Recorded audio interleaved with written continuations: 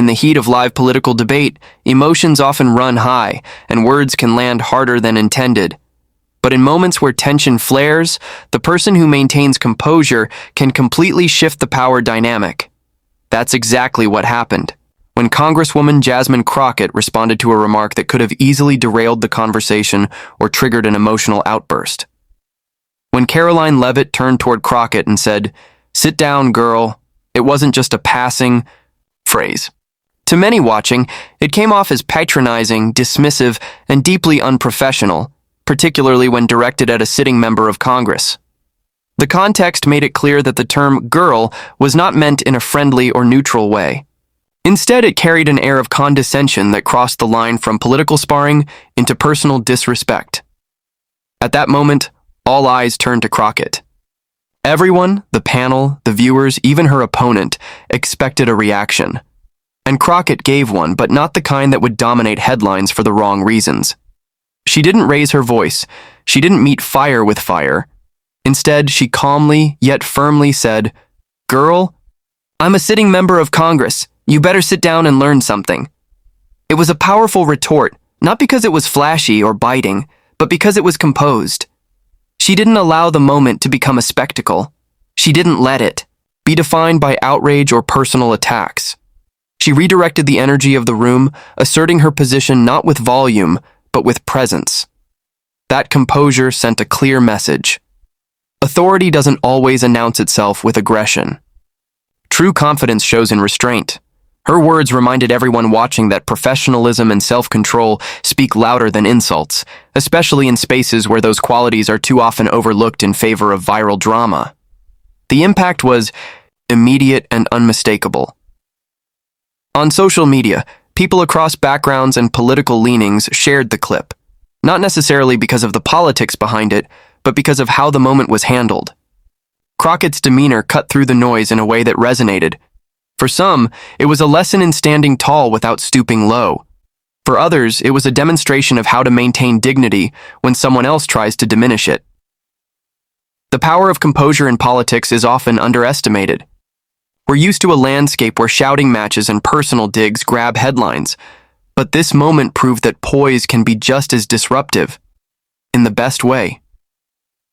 Crockett's reaction wasn't about scoring a point. It was about standing, firm in her identity and her role, without losing control of the narrative. In that short exchange, she flipped the script. The remark that was intended to belittle her became the catalyst for a broader conversation about respect and tone in public discourse. And it happened not because she got louder, but because she remained grounded. That kind of control is not weakness. It's a quiet form of strength. People often think that in order to be heard, especially in politics, you have to dominate the room. But Crockett showed that dominance doesn't always mean being the loudest. Sometimes it means being the clearest. She spoke in a way that demanded attention, not because of volume, but because of weight. Her words had gravity because they came from a place of self-respect and understanding of her own authority. This moment didn't just reflect well on her as a politician, it resonated on a human level. Anyone who's ever been talked down to, dismissed, or underestimated could relate. And seeing someone respond to that kind of treatment with calm clarity, rather than lashing out, was refreshing.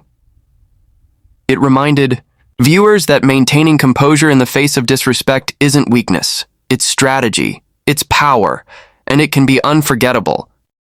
Language isn't just about what we say, it's about how we say it, when we say it, and to whom. In political conversations especially, words are carefully chosen, because they carry weight beyond their literal meanings. That's why when Karoline Leavitt directed the phrase, "Sit down, girl," at Congresswoman Jasmine Crockett during a televised segment, the reaction wasn't simply about political disagreement. It was about the deeper implications of language and the tone behind it. The word girl might not sound inflammatory on its own. Some might even argue it's casual or harmless. But in this setting, a formal debate between political figures, one of whom is an elected member of the U.S. House of Representatives, the phrase landed differently. Leavitt's choice to use girl rather than congresswoman, or even just Crockett's name, carried a dismissive undertone.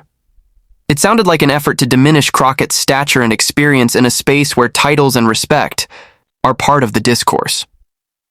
When a woman, particularly a woman of color, is referred to as girl in a contentious setting, it often comes with baggage. Historically, the term has been used in ways that infantilize or patronize, especially toward black women. So, in that moment, Leavitt wasn't just using casual language, she was tapping into a larger social pattern, whether intentionally or not. And that's why the backlash was swift and strong. Crockett's response didn't just challenge the insult, it called attention to the power dynamics wrapped up in that one word. By stating, "Girl, I'm a sitting member of Congress," she did more than defend herself. She reframed the entire moment, demanding that the space recognize her not just as a participant, but as someone whose position commands respect. It wasn't only about the disrespect Leavitt had shown her personally, it was about what that word symbolized in the broader context. Language like this doesn't happen in a vacuum. Public figures, especially those representing political movements, know their words will be scrutinized. That's why it struck so many people as calculated, or at least carelessly provocative. Leavitt could have disagreed with Crockett's views in a number of ways. She could have challenged her policy, questioned her logic, or even argued against her record. But instead, she chose to undermine her with a phrase that disregarded her professional title and status, effectively framing her as someone unworthy of serious engagement. This wasn't just a matter of etiquette. It was about the intentional or unconscious ways that language can reinforce bias and exclusion. Words shape how we perceive authority, intelligence, and legitimacy. When someone chooses to reduce a congresswoman to girl, it sends a message about who is seen as credible and who is not. It's a linguistic strategy that seeks to tilt the playing field without ever addressing the actual substance of the discussion. Many people watching that exchange recognized it for what it was. Not just a cheap shot, but a calculated move that relied on tone and implication rather than facts or debate. That's why Crockett's response hits so hard. By pointing out her elected status and refusing to be minimized, she exposed the hollowness of the insult. And by doing so with composure, she made Leavitt's choice of words look even more out of place. What this moment revealed was how powerful and dangerous language can be in public dialogue. It reminded people that dismissive terms don't have to be explicitly vulgar or offensive to do damage. Sometimes it's the small, seemingly throwaway lines that carry the most cultural weight. That's especially true when the person using them is speaking on behalf of a larger political agenda. Leavitt's remark wasn't just about Crockett. It symbolized a broader pattern in political rhetoric, where women, particularly outspoken or progressive ones, are sometimes targeted with language that's meant to silence or trivialize them. That's why so many viewers, even those who may not agree with Crockett's politics, found themselves rallying behind her in that moment. It wasn't only about the content of the conversation, it was about who gets to be taken seriously in that conversation. Language matters. It sets the tone, it reveals intent. And in this case, it peeled back the surface of a political exchange to expose something deeper. The subtle ways in which respect is granted, or denied, based on the words we choose. Leavitt may have thought she was just landing a jab, but the way she said it said far more than she intended. Respect isn't a courtesy in public discourse, it's a baseline. Especially in high-profile political settings, where people may hold sharply opposing views, there's still an expectation that certain lines won't be crossed. But in the televised moment between Karoline Leavitt and Congresswoman Jasmine Crockett, that boundary was tested. When Leavitt told Crockett to "sit down, girl," the issue wasn't just about tone, it was about the deeper question of who gets afforded respect in public spaces and who doesn't. Jasmine Crockett is not just a guest on a panel or a party spokesperson. She is an elected member of the United States House of Representatives, a person who holds office through the democratic process and represents thousands of constituents. Her position, whether one agrees with her politics or not, commands a level of basic respect, not as a favor, but as a matter of protocol. When Karoline Leavitt chose to refer to her dismissively as "girl," she wasn't merely using casual language. She was effectively stripping that respect away, publicly and intentionally. This wasn't a minor slip or an accidental misstatement.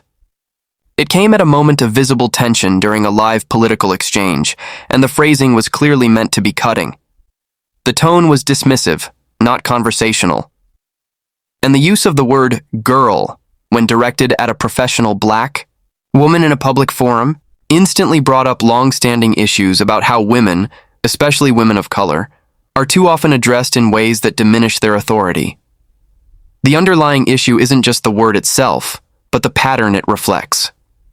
Women in IBI leadership roles are often spoken to in ways that men simply are not. They are interrupted more frequently, questioned more aggressively, and addressed with casual or infantilizing language that undermines their legitimacy. When a Republican campaign spokesperson like Leavitt uses language that implies superiority over a sitting congresswoman, it's not hard to see the power imbalance being asserted, and that's exactly what made the moment resonate so widely. Jasmine Crockett's response was powerful, not just because it was sharp, but because it demanded the respect she was due without resorting to personal attacks. Her reply, "Girl, I'm a sitting member of Congress, you better sit down and learn something," didn't just defend her personal dignity. It was a broader statement about the kind of treatment women in public life are expected to tolerate, and her refusal to accept it sent a message to everyone watching. In that moment, she took back control of the conversation and re-established the ground rules. She reminded both Leavitt and the audience that titles mean something, that work and achievement deserve acknowledgement, and most importantly, that she would not allow herself to be spoken to in a way that undermined her role or her identity. This moment sparked a wider reaction, not just because it was televised, but because it reflected something many people have experienced in their own lives: being disrespected, talked down to, or minimized because of gender or race. For women of color in professional spaces, the kind of disrespect Crockett experienced is far too familiar.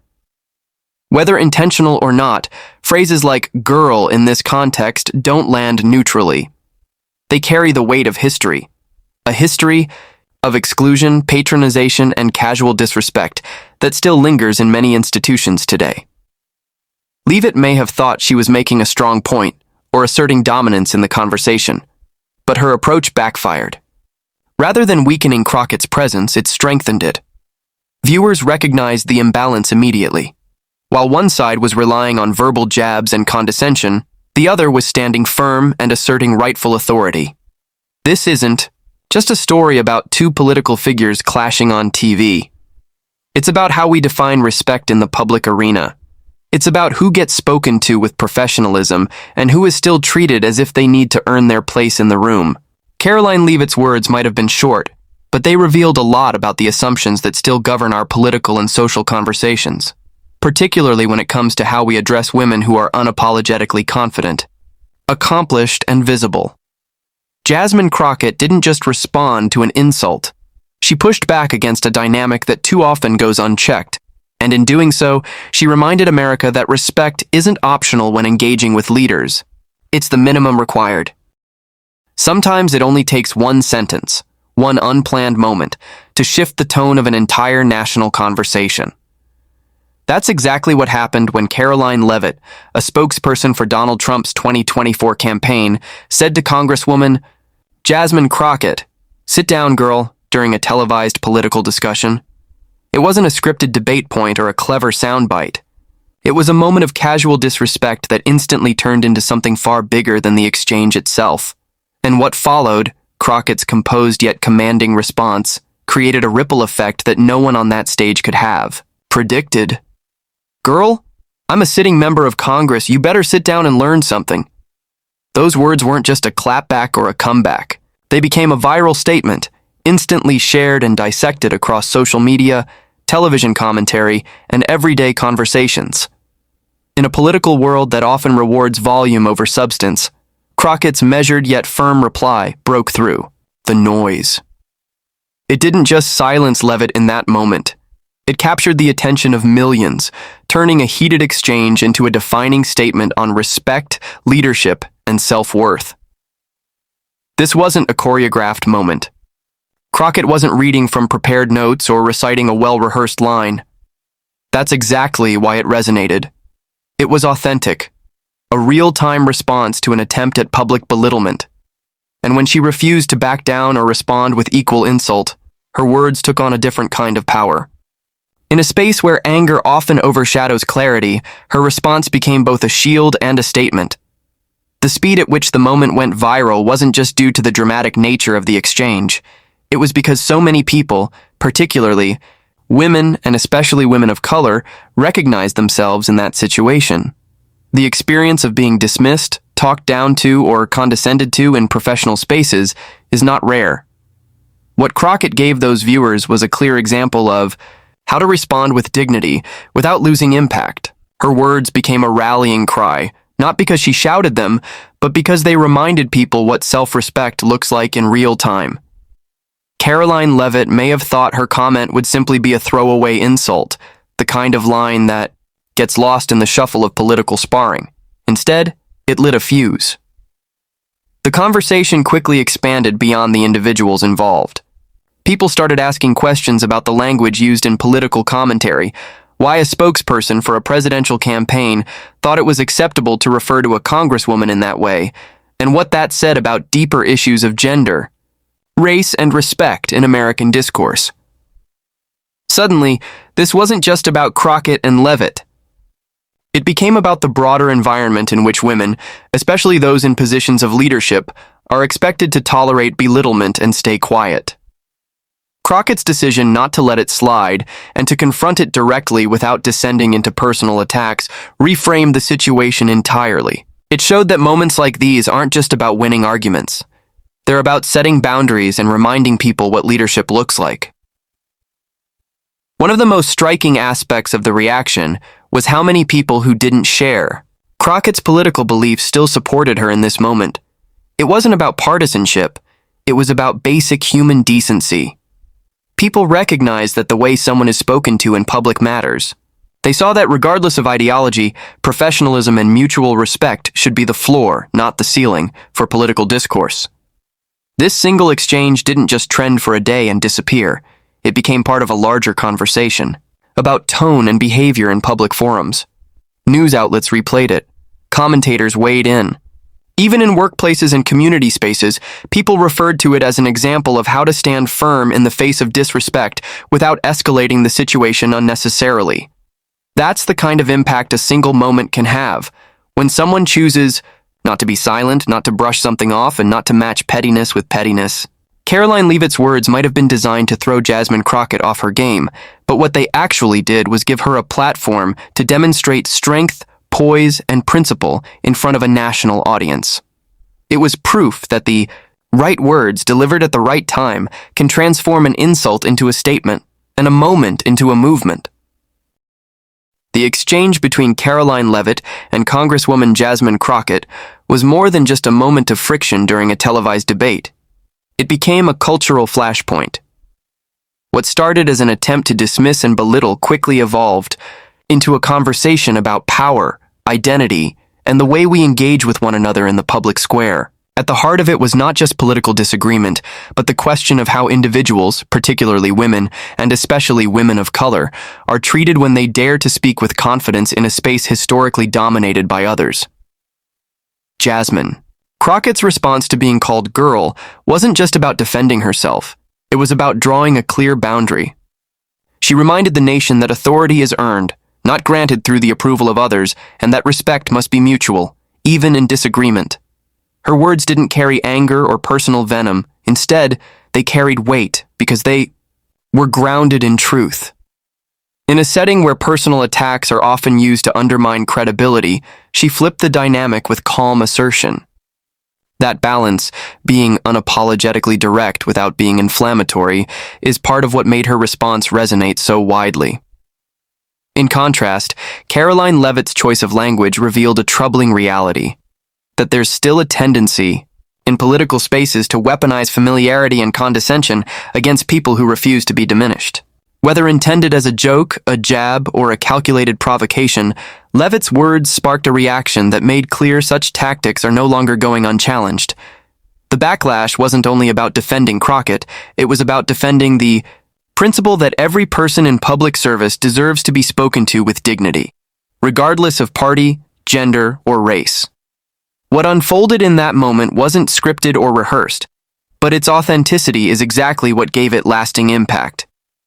In a world where so much of public discourse feels pre-packaged and insincere, Crockett's reaction felt human, real, and powerful. It reminded viewers across the country that grace under pressure can be more commanding than outrage, and that, even in moments of disrespect, it's possible to reclaim the narrative. This exchange also sparked broader discussions, in media, online, and in workplaces, about how people handle conflict, how gendered language still seeps into professional settings, and how marginalized voices often carry the burden of staying composed while being undermined. It was a clear sign that the public is paying attention not just to policy positions, but to how people carry themselves, how they speak to others, and how they respond under pressure. Ultimately, this moment was more than a viral clip or a trending hashtag. It served as a reminder that political spaces reflect our broader culture, and the way we speak to one another within them sets the tone for everything else. When disrespect is met with dignity, and silence is replaced with strength, something larger than debate takes place. It becomes a reminder of the values that still matter: respect, resilience, and the refusal to be silenced.